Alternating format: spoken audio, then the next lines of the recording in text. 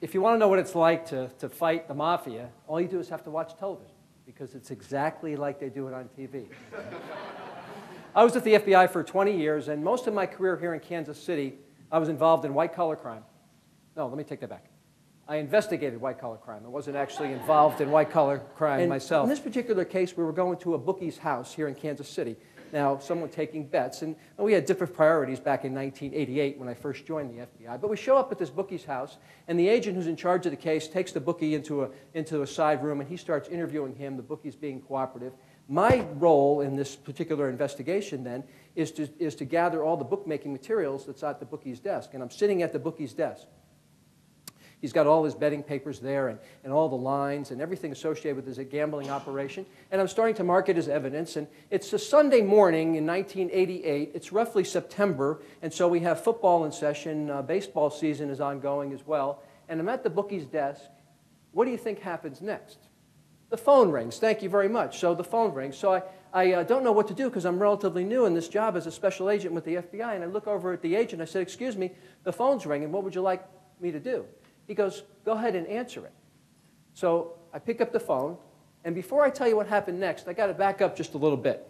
About 15 years prior to that, when I was a teenager, I grew up in a town in Connecticut, and my dad was a business owner. He owned a variety store, a small retail operation.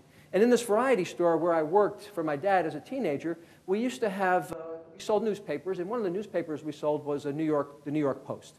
The New York Post was famous because it had great sports pages, and it also had the betting lines in those sports pages.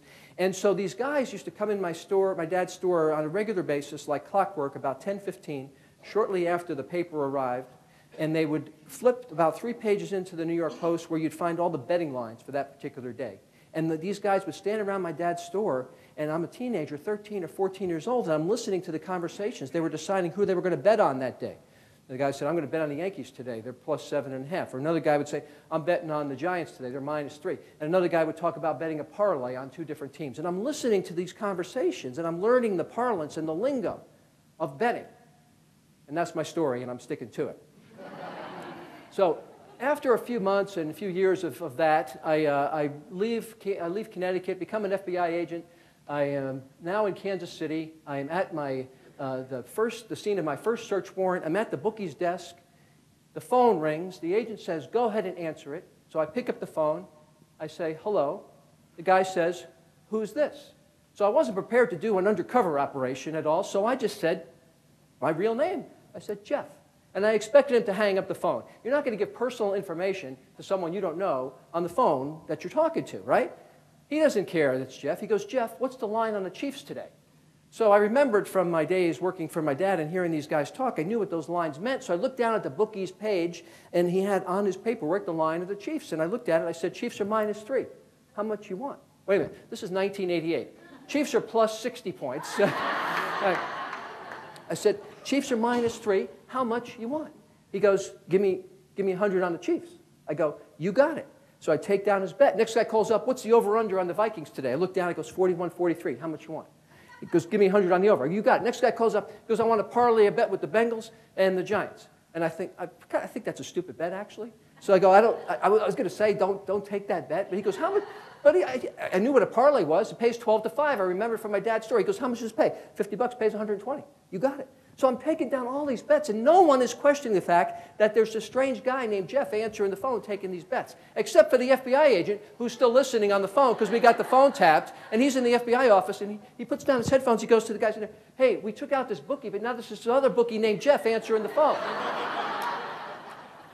One guy was so concerned, not for his information, but only that he wasn't going to be paid. So he asked me, Jeff, look, I don't know you. I don't know you at all, but I get paid on Tuesdays. If I win my bets, they come over to my house and pay me on Tuesdays. My name's John Smith. I live at 333 Maple Street. He goes, you're coming over to pay me on Tuesday, right? I go, don't worry, John, we'll be over. Don't you worry about that at all. Finally, one guy is circumspect, and he does what I recommend people do. Question people before you give them information if you don't know who it is, over the phone and email and in person. So one guy says, who's this? I say, Jeff. He says, Jeff who? So I wasn't going to lie. I go, Jeff with the FBI. He starts cracking up because that's hilarious, Jeff. That's really, really funny. Give me 100 on the Chiefs. That was my day as an FBI bookie.